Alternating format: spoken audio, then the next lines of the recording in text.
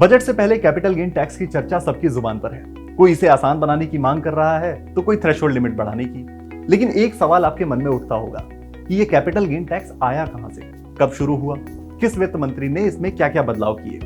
Capital gain tax की नई कहानी अगर अच्छे से समझनी है तो पुरानी बात करना भी जरूरी है। कैपिटल गेन टैक्स की शुरुआत देश की आजादी के साथ ही हो गई थी। 1947 में जब देश आजाद हुआ तब पहली बार कैपिटल गेन टैक्स लगाया गया। हालांकि 2 साल में ही यानी साल 1949 में इसे खत्म कर दिया गया और फिर थोड़े बदलाव के साथ 1956 में टीटी कृष्णाचारी ने इसे देश में पक्के तौर पर लागू कर दिया। आपको पता है तब 15,000 तक के कैपिटल गेन पर कोई टैक्स नहीं लगता था। उसके ऊपर के कैपिटल गेन पर अलग अलग स्लैब के हिसाब से टैक्स लगता था। फिर आया साल 1992। वित्त मंत्री थे मनमोहन सिंह। उन्होंने कैपिटल गेन्स और डिविडेंड पर इंडेक्सेशन के साथ 20% के स्पेशल एलटीसीजी टैक्स की शुरुआत की। इंडेक्सेशन का मतलब था कि आपको जितना रिटर्न मिला उसमें से बढ़ी हुई महंगाई को घटाकर बचे हुए पैसों पर टैक्स लगाना। इस वक्त शॉर्ट टर्म कैपिटल गेन्स के लिए कोई स्पेशल टैक्स नहीं था, यानी एसटीसीजी पर स्लैब रेट के हिसाब से ही टैक्स लगता था। साल 1997 वित्त मंत्री थे पी चिदम्बरम।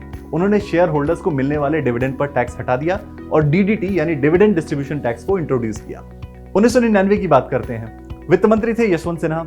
उन्होंने बाकी चीजें तो ज्यों की त्यों रखी, लेकिन एलटीसीजी टैक्स पर 10% का कैप लगा दिया।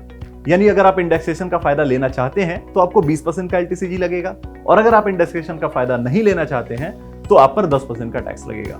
फिर आया साल 2004 और एक ऐतिहासिक फैसला करते हुए तब के वित्त मंत्री पी चिदम्बरम ने एलटीसीजी टैक्स को खत्म कर दिया और इसके बदले एसटीटी यानी सिक्योरिटीज ट्रांजैक्शन टैक्स शुरू किया। एसटीटी एक छोटे अमाउंट का ट्रांजैक्शन टैक्स था जो शेयरों की खरीद बिक्री पर लगता था। इसके साथ ही एसटीसीजी को भी घटाकर 10% पर ला दिया गया। जानकार बताते हैं कि इस फैसले ने शेयर बाजार में डीमैट होल्डर्स की संख्या में जबरदस्त इजाफा किया था। 2008 में एक छोटा बदलाव हुआ। वित्त मंत्री पी चिदम्बरम ने एसटीसीजी का रेट बढ़ाकर 15% कर दिया, लेकिन एलटीसीजी ने वापसी की साल 2018 में। वित्त मंत्री थे अरुण जेटली और फैसला हुआ दोबारा एलटीसीजी को लाने का। 1 लाख के ऊपर के लॉन्ग टर्म कैपिटल गेन पर 10% का टैक्स लगाया जाने लगा और एसटीसीजी जस का तस 15% पर ही रहा। साल 2020 वित्त मंत्री निर्मला सीतारमण ने डिविडेंड पर टैक्स लगाने का फैसला किया, यानी अब शेयर होल्डर्स को डिविडेंड की कमाई पर अपने स्लैब रेट के हिसाब से टैक्स देना जरूरी कर दिया गया। तो ये तो था कैपिटल गेन टैक्स का इतिहास। बजट और बजट के बाहर की दुनिया को आसान भाषा में समझने के लिए बीके प्राइम हिंदी को सब्सक्राइब करें और इस वीडियो को अपने दोस्तों के साथ शेयर करें।